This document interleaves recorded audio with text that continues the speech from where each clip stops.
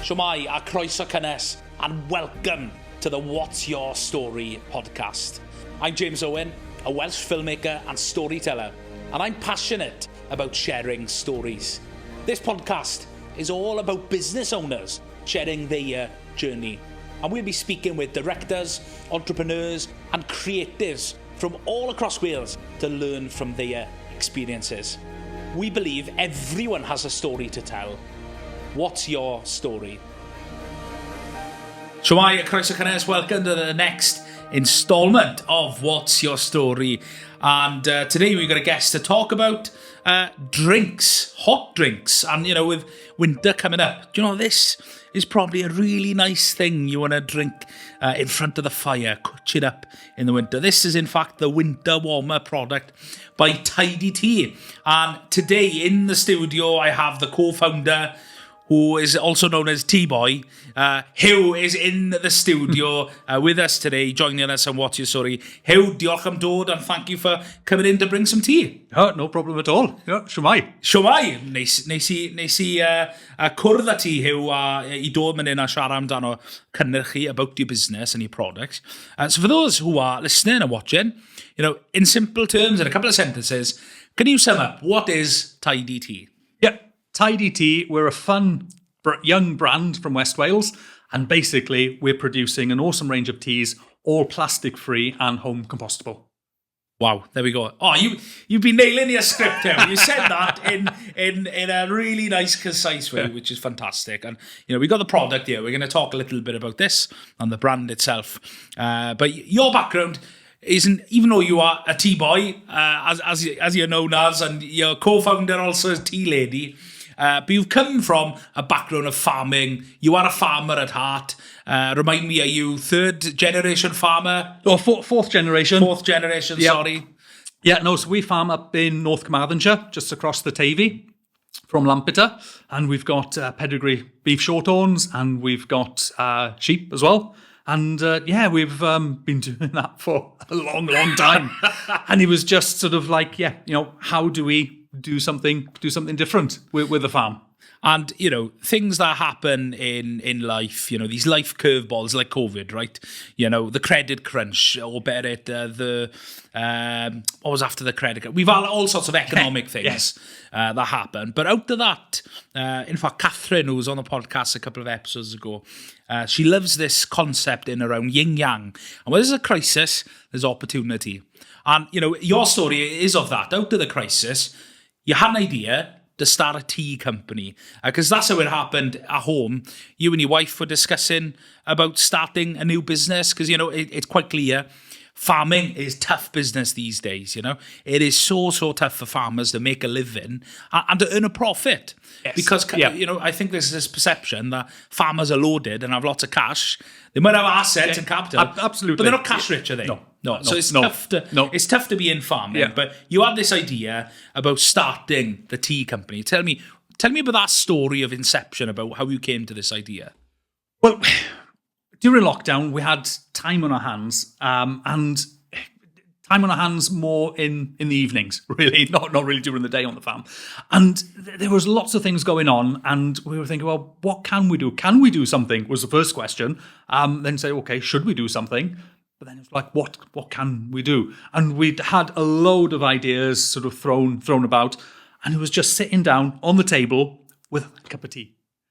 And I can't remember who it was, whether it was my wife Wendy or myself, that said, oh, this is a nice cup of tea. And then, it was like, but we could do it better than that.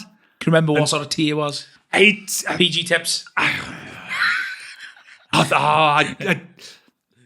Too far back to remember now. Too far back, yeah. It was a standard supermarket tea, probably, was it? It was a run-of-the-mill tea that, it might have even been sort of a geographical location up in north of England somewhere, without naming them. No. Okay, so you thought, you're drinking some tea, this could be better. Yes, yeah. And I thought then, you know, the branding could be better as well. But while we were discussing all of that, it was kind of like, but we need to do something that the public and the consumers know about, because there were a lot of companies doing great things that were slightly different. And I felt that you could lose a lot of time trying to explain what that is to them. Whereas with tea, it's sort of like, oh yeah, we know what tea is. That's fine.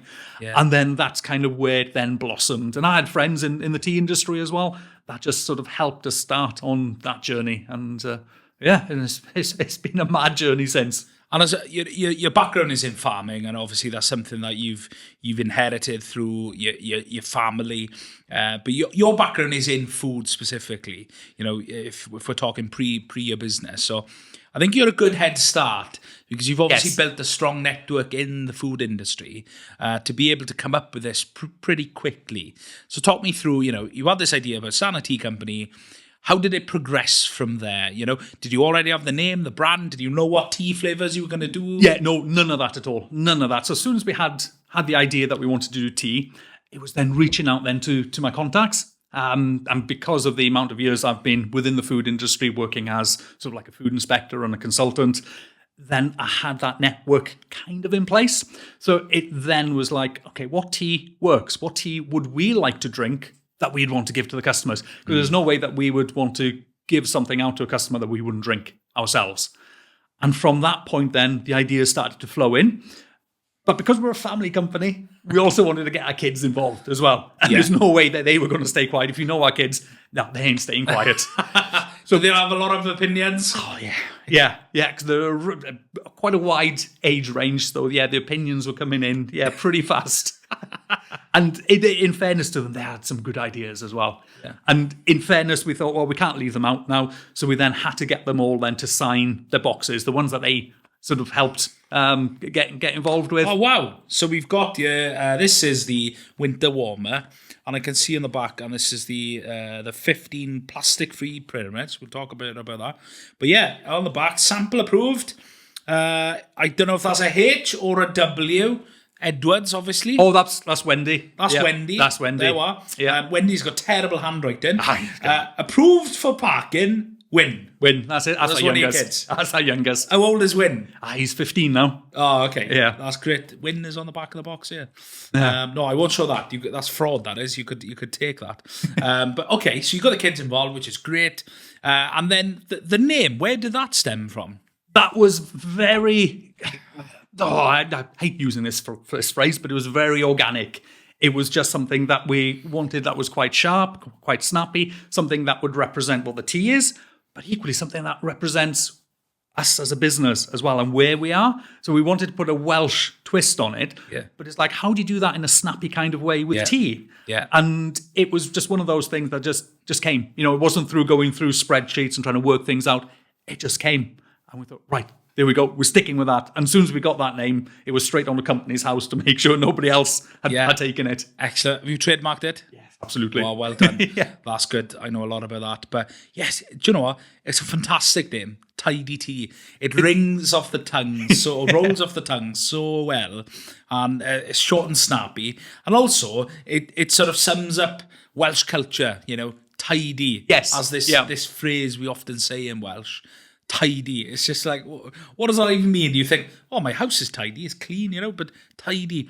Somebody texted me the other day, Huw, right? And they WhatsApp me back and they said, tactless. I never heard that in the context of saying that in Welsh. Yeah. Oh, tactless. Yeah. That doesn't sound as good as tidy. No, we've had quite a few translations done as well, and everything's coming back as, te tactless. Te tactless? Yeah. Interesting. Yeah, and we were just thinking, it's a translation, but does it work as a translation? Yeah. So for you as a Welsh speaker, are you first language Welsh, Huw? Absolutely, yep. So where does it sit with you? Because if you're someone who wants to be on the global stage, right, and try and get this product, you're growing this now, and you still want to come back to your Welsh roots. How does this work as a Welsh product in the context of the language itself then? Because, have you just settled with, okay, we're not going to translate it because it just doesn't work and you're going to be tidy? I mean, it's easy to say, obviously, and it's a great name, but how do you fit this on, if you're like Food and Drink Wales, how does that become a Welsh brand in the language context? Yes, it's a difficult one. And I think a lot of companies have struggled over the years because when I was working with the company, as a manager with the company, nobody really wanted to take on a Welsh product. They always thought, the sales are limited. We'll take on a product that's more national. I think it was going back years now, Welsh Gold cheese. Okay. And hardly anybody wanted to take it on. And the sales rep said, no, we'll take something else on, thank you, because that's just going to be limited to Wales. But there was a big demand for it, and it's just, you had to just sort of think outside of the box sometimes. But with our branding, what we wanted to do is include Welsh in there, but not to be disingenuous to other consumers as such. So we wanted our products just to fit everywhere. So even though, yes, our Welsh Black all-day breakfast tea is predominantly Welsh, hopefully you can pick this up in Scotland. You can pick it up in York. Because, I think the challenge you've got there, you want it to be, something that represents your local community, can be sold across the country. But also you've got to think about then, let's be honest, if you're marketing to just Wales, that is going to limit your income, right? And your potential sales, because obviously there's less people in Wales versus other countries. But if you spread it UK-wide internationally, you're opening the markets. And I think that it's tricky then and it's a challenge to try and get some Welsh in there, but if it not for it to still make sense to someone who doesn't speak the language. No, absolutely. And we've done that. Well, I hope we've done that with our Welsh Black, because it's an all-day breakfast tea, and in the ingredients we've just put in Welsh black tea from Rwanda and Assam. Yeah. And hopefully then, even though it's in Welsh, it's te di organic, Rwanda and Assam. That then would say, Rwanda and Assam, Welsh black tea. Hopefully then it triggers then a thought concept saying, that's what it is, even if you don't speak Welsh. Yeah, it is tricky. I mean, we sort of, we were able to capitalise on that because we went through a rebrand exercise when I set up the business. So we rebranded in 2021. And for me, we were thinking, what do we do? We tell stories. Yeah. We tell Welsh stories. Stori Cymru naturally came out of the blue. And there was this challenge, I shared this with my peers about branding. You don't want to limit yourself to Wales, and I'm like, there's a point. But you know what? I've done work for British Airways under the brand of Stori Cymru. Right? Yeah. So, we can work outside of Wales. We're quite proud to work in Wales. If it's a profitable opportunity, we'll absolutely go outside of Wales. But we chose Stori Cymru because, apart from the Cymru, right, the Welsh word for story is stori. Yes. Ti'n siarad yr ibedol. Idot. So you can translate that, but to someone who can't speak Welsh, they can still say the word. Yes. I think that's a challenge when it comes to branding across both Welsh and English language. Trying to find something that is easy to say is challenging, but you had to think about that early on to sort of expand this product beyond Wales. It still has to fit. You're still proud of your roots, but it still has to fit that context of the buyer potentially being someone that doesn't speak Welsh. So that's right. Yeah. I think you've done a good job there. Yeah. It's great. Because we've got the dragon on every single pack. Every pack has got a dragon on there. Yeah. And we've got Packed in Wales on there. So hopefully when somebody picks this up, they'll know exactly that we're a Welsh brand. We're a Welsh business. Yeah, fantastic. So I love the fact that you've developed the product. The name has come really handy. You've got the kids involved with this. It's brilliant. And so you started this during lockdown. So how old is the business now to date? So commercially, we've been going for coming up to 3 years now. Even though it was starting in lockdown, it took us a while then to get going on a commercial scale and to actually start selling the product, or to have a product to sell in the first place. Getting all the pieces to line up, that was the issue, because we know where we wanted to get the tea from, about the blending, about the packing, who can supply the boxes, but just to get all of that to work at the same time, it was just like, this is a bit trickier now. Yeah, lead times were different for different companies, and say, we can get it by this time. Okay, that's not going to work for this company, and it's just like, And I guess there's a bit of a mission trying to align on that, because ultimately when you're selling a product for consumers who are going to consume, right, there's probably a lot of things to consider when it comes to health and safety, compliance. I mean, you would know as a food inspector that with that background has probably got you off to a great head start, but you can't just make tea and put it in a box and put it on a shelf. Yeah, no. It sounds simple. It sounds like it's a low risk product. But there's a lot of work behind there just to get all the specifications right, to get all the approvals, then to get all your sort of local authority approvals done. So talk to me about those steps, because if somebody's maybe listening and they want to create a business in food and drink in Wales, because that's something we can be proud of. Absolutely, yes. The agriculture that we have, and the land, and how rich our land is in nutrients, and we've got a lot that we can sort of tie into and embrace. So there's a lot of opportunity to create good food and drink. If you think of your Penderins, and like the amount of just the how amazing some of that Welsh stuff is on the global stage. But yeah, if you're thinking of opening a business in food specifically, then this is a drink, isn't it? In drink specifically, what are the sort of things you've got to consider? So it's whether there's going to be any direct consumption of that product, or whether there's going to be an additional stage for that process before you actually consume it. So basically, we're looking at heat treatment on the tea. Is it going to be boiled? Are you going to boil the water, put it on the tea bag? That's basically heat treatment. If you were doing, let's say, a cold brew, then the purchasing or the specification of the tea will be different, because there wouldn't be necessarily that heat treatment done by the end consumer. So it has to be done through the purchasing of the tea. All the tea has to be heat treated, and all the ingredients have to be heat treated.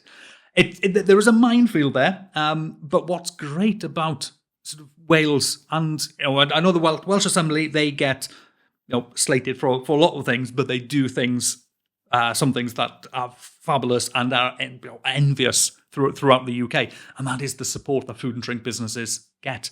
And there are a lot of offshoots from there. One of them was, I think they changed the name. They were Co-Wine when we were originally with them. Then I think they're now Mentera.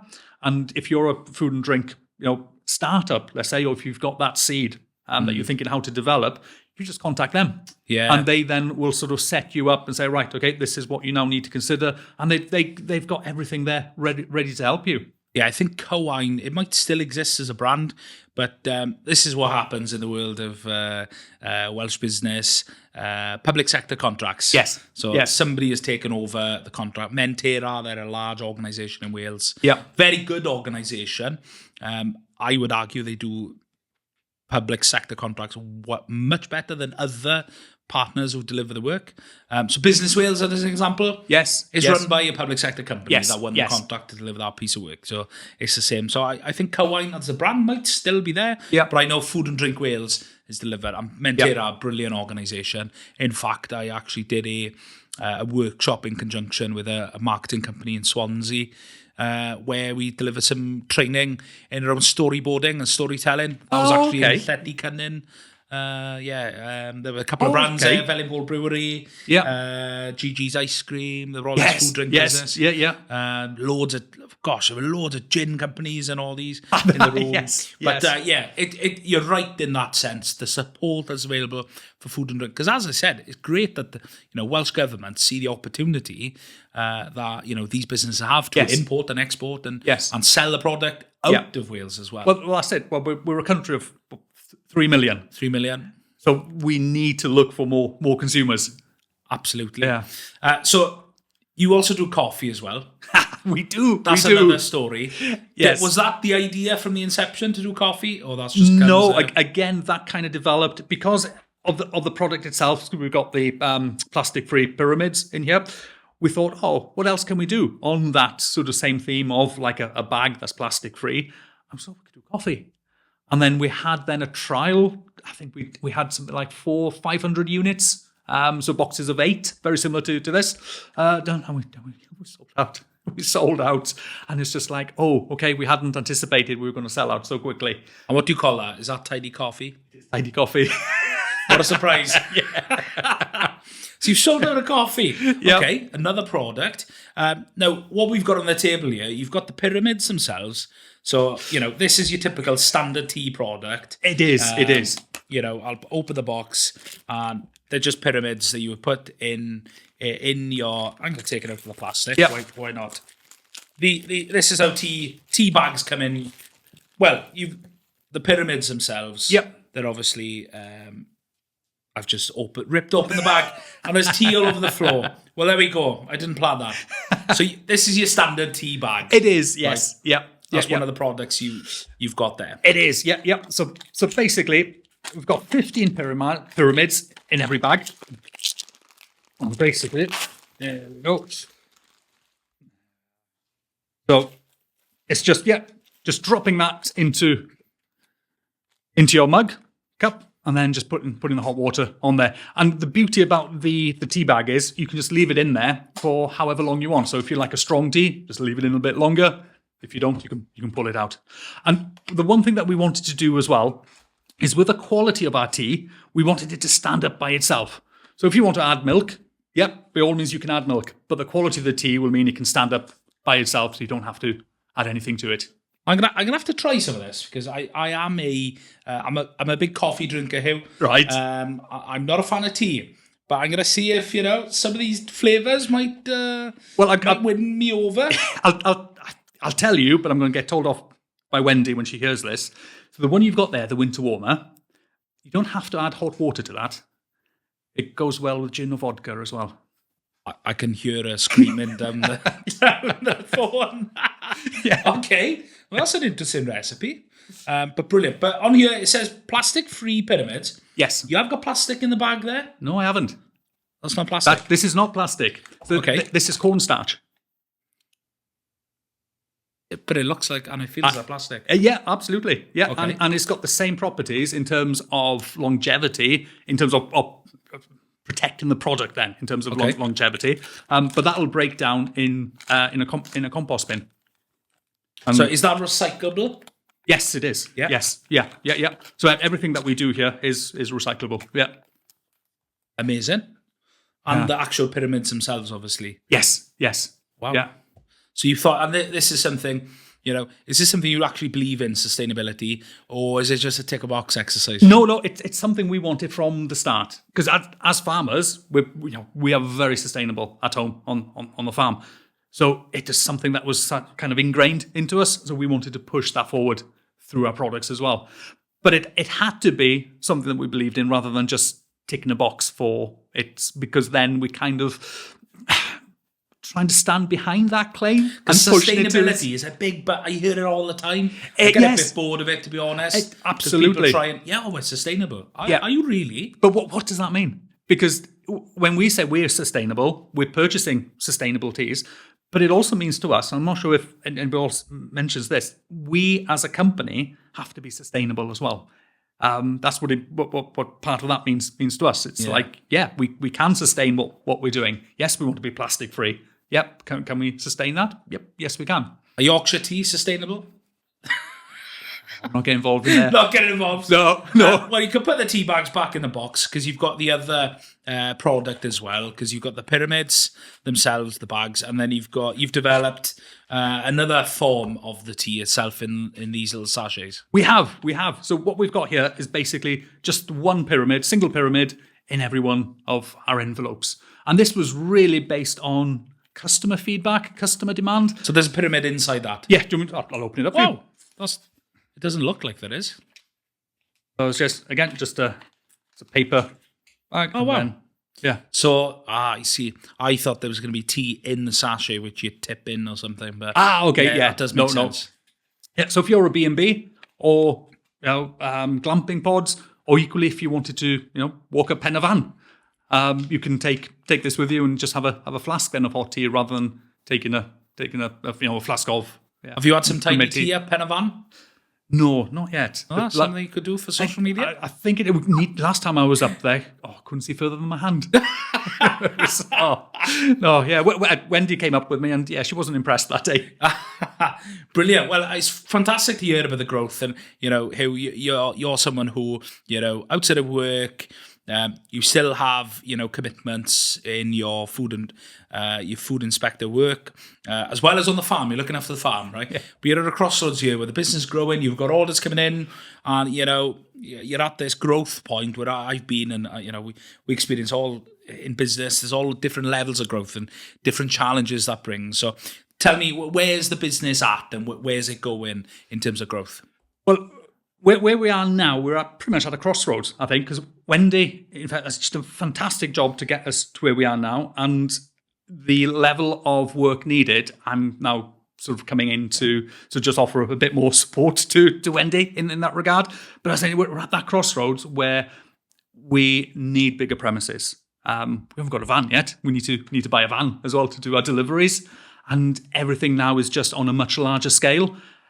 It's sort of firefighting a bit to make sure that we don't run out of stock with the orders coming through. And again, then it's having the discussions with our suppliers to see how we can sort of get over that, make sure that we've got enough stock in for sort of the crucial times of the year. Because the winter warmer, the one that you've got there, that's just flying off the shelves at the minute. I can see here, September 27. Yes. So these are good shelf life. Oh, they do. Yes. Yeah. So obviously you need the capital and the cash to buy the stock. Yes. Which is probably the challenge in big volumes. It is. But at least it's not going to go off pretty quickly. So yes, that's one challenge. Well, that's one benefit to the product, I guess. Yeah, it is. It is. Yeah. Okay, so yeah, you're at this crossroads. You probably get in that stage. You're taking the next risk. Do you build on the farm? Do you develop the farm? Do you start renting out an industrial unit? I guess all those questions are yet to be answered. I bet they're all up in the air at the minute. We've got options, which is great, and it's fantastic that we've kind of got this headache. It's a nice headache to have, but we still need to navigate it. And it's I think we'll sit down with a cup of tea, Wendy and myself, and we'll see how we get on. With a cup of tea. So you're 3 years old, coming up to. In 5 years, where do you see this business? Where would you like to see it? I'd love to see us across multiple channels. So online sales, retailers, and then potentially looking at some export as well. Okay, that's where you'd love to see Tidy Tea. Any other products? Are you going to stop a coffee and just tea and coffee? We've got new products. We do. Keeping them under wraps at the minute. We've got some interesting new products. You could tell me later. I'll just sign an NDA. Yeah. No. We have got some. We've done some work with Companies House now to trademark a couple of names as well. So we're looking at always looking to try and sort of push forward, develop, see what customers want as well, and potentially then maybe doing a twist on what the customers have asked for. And it's like, we weren't expecting that. Just to try and be fresh and trying to be different. I mean, I'm sure you see that with the stories coming through, and the way that you need to approach it to be different. Yeah, I mean, you got the balance of in our world, we're a service-based business, not so much selling a product like yourself, but we've got what the customer wants. Yes, and then we've got to balance that with what's our opinion of what they should have, or it's different to what they want and what they need. Yes, and we try to answer what the need is. And that's challenging in some respects because some people are on board and you're the experts, come in. And sometimes we do work with some clients who are like, okay, maybe I, as a professional filmmaker, I think, okay, to tell the best possible story, you want it in this way. I don't think that's a good idea. Yeah. But I mean, you're the client. You're paying for our time. So yes. we deliver that work to spec based on what they want. But we do love working. We do love working with all our customers.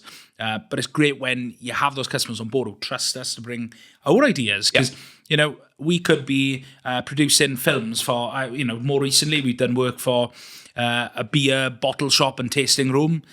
We've done work for construction companies and schools. So it depends. That client's going to have a totally different audience. Yes. It's going to be a totally different product or service we're trying to sell for them on behalf of that client to tell us the best possible story. So you've got to work out who's your audience. Yes. What's the goal here? What platforms are going on? You've got all these questions. And we love having fun on the shoots. And there are some projects that are way more exciting than others. If you film at a conference, it tends to be pretty standard. Yes. It's the same sort of stuff. I've actually filmed a conference in Parkgate Hotel in Cardiff all about substations. It wasn't. No.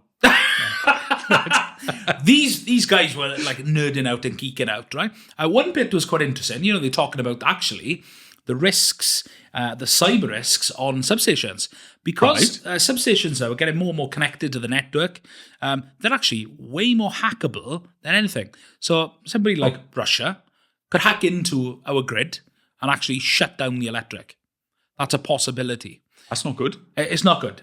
Now, how likely does that happen? I don't know. But you've got to think. You've got to look at these things. So, a big part of that conference is all about protecting and ensuring that those risks are mitigated with good cybersecurity. Yeah. It happened more recently. Jaguar Land Rover. Yes. Huge cyber attack. Yeah. Risk of losing 200,000 jobs, and the government have loaned them £1 billion. Yeah. Without that would be catastrophic for a large amount of people in work. And also, you got to think about the knock-on effects. In that case, it wasn't just Jaguar Land Rover as a brand, it was their suppliers. Yeah. Because they'd have suppliers providing product to build the cars. So, there's a big history of automotive here in Llanelli. That would impact it, So cyber attacks, it's getting more and more problematic. And, in fact, there was at an event this week talking about awareness on cybersecurity, and something you should consider as you grow your business. That's true. That's true. It really is, and I can share some insight with you offline about that. But it was at a conference, an event, with Cyber Resilience Centre for Wales, and 20 years ago, Dyfed Powys Police would be talking about for businesses burglary and car theft. Well, those things still happen. But the crimes are very different nowadays. It's cybercrime is actually, and it's the highest unreported crime in the UK, cybercrime. Oh, okay. People don't report it. So hacking into somebody's Facebook account is actually criminal. I suppose you it happens, would you? But you think, I'm not going to bother reporting it. You're just going to get done about it. You just put a message out, I don't accept the friend's request, I've been hacked. And that's it. You don't do anything more. But imagine now, as a business, if somebody hacked into Tidy Tea, how would that impact the brand reputation potentially? No, absolutely. Yes. Something to consider. I don't know how we got. You asked me about fun projects, and I started talking about substations. It reminded me of the advert of the little boy who kicks a ball into a substation. You might be too young, but that was the security and the risks then on the TV. Yeah. But there's a lot of things to consider. But we have good fun. But it's great to see that, the brand is growing, this exciting crossroads where, you're getting more sucked into the business. And I hope that you sell some tea, you could buy that van and hopefully develop the farm or potentially get a space. It's starting a business, I've always said to people, that's easy. That's the easy part. Yes. Running a sustainable, profitable business. That's a whole other ball game. It is. Yes. Yeah. And it's just managing the cash flow as well, because that's really tricky, because you know where you want the business to go. You've got an opportunity to get there, but it's just like, okay, what do we prioritize? Where are we going to put that cash? If we order a bit more, we get it a bit cheaper, but then we haven't got the cash then for this project or for something else. So it's always a balance. So what's been the biggest challenge in running this business? If I'm honest, it's been the cash flow. Because it's frustrating when you see opportunities and you get the feedback from customers, but you think, we can do that, but we still have to do the day-to-day. And it's sort of like, okay, how do we just sort of take a smaller share out of this and put it over there? And it's, I'm like a clown sometimes, juggling, like a clown without the balls as well sometimes. It's just, it's been tricky. And, we're talking about, hacking and everything. We've been scammed at the start. There was one company, it wasn't a direct supplier, direct customer, but they were taking quite a lot. They came across as being under like a national chain, like the old, we're in Cardiff, Howells, House of Fraser, that type of department store. Okay. And they were opening back up across the country. And they took a lot of tea off us and disappeared, never paid. Never. And we weren't the only ones, there was a scam that they were running at the time. We were possibly a bit blinkered because it was like, this is really good, look how much tea we're selling. There was a reason for that. So you shipped a load of tea to them? Oh yeah, we shipped a load, we got paid. Yeah. We shipped another load that was sort of probably double the amount. And they were saying, we'll pay you. And then we got a small payment, and then they ordered again. And they've made payment, they've showed commitment. We'll. Okay. And then we decided that, hang on, we've got to pull back now. So there's a couple of multiple orders they put in. The first order they paid in full. Yes. Yeah. That's hard because the trust is there then, isn't it? It is. It's, they've paid. It's fine. And because we were just starting out, we didn't want to turn business away. Especially, they paid the first order. They're going to be okay. So what have you learned from that experience? Just to scrutinise orders coming in, scrutinise conversations as well, and trust your judgment, I think, is the main one. And that's what I'll say to anybody out there. You've trusted your judgment to start a business. trust your judgment when you speak to somebody, or when you get an order coming in, it doesn't quite look right, doesn't feel right, or the conversation, doesn't sound right. Honestly, just trust your judgment, because you can't go wrong that way. Even if you think, oh yeah, maybe we should have gone there. Well, you haven't lost anything by not doing that. Yeah, trust your gut, isn't it? Yeah. So, Tidy Tea, great to hear about that progress. And Huw, for you as someone who's got a background in food and, this business is thriving and growing, I'd love to ask you, we've got to hear a bit about the story of Tidy Tea today, which is a fun story in itself. Great to see you've got the whole family involved. And we can't forget the star of the show, Wendy. Absolutely. She's done a brilliant job at developing the business. Yeah. But I'd love to hear from you, Huw. If you could listen to somebody's story here today, if you could spend an hour maybe unpicking somebody's brains. It could be somebody in the food sector who's done something amazing with a brand. It could be a Welsh brand. Or it could be somebody in your personal life, really fictional. You just love to, hear this story. Who might that be, Huw? That's a good question. There's so many great people out there that you could pick. Historical figures, some historical figures, you could pick their brains and just ask them why. Why did you do it? Yeah. But no, I think I'll have to pick my granddad, I think, because he had such an amazing life story, but I didn't, I had the opportunity, but I kind of missed the opportunity to ask him about it. Because he was an athlete. He was a school teacher. He had his own. He had his own ship in World War II. He was going around Africa, and some pictures that he has got, and that my mum has now got, I've also got, but from when I was there. And she's like, oh look, I've got, and they match up. So it would have been fascinating to hear his story of life. That's incredible. What a ship. That's crazy. Yeah. Was he a farmer as well? No. Another side of the family, is it? Yeah. So my mother's side, all from South Wales. Historic roots deep into the mining communities down there, and my father's side then on the farming side up here in West Wales. Brilliant. Well, fantastic. Thank you for sharing that.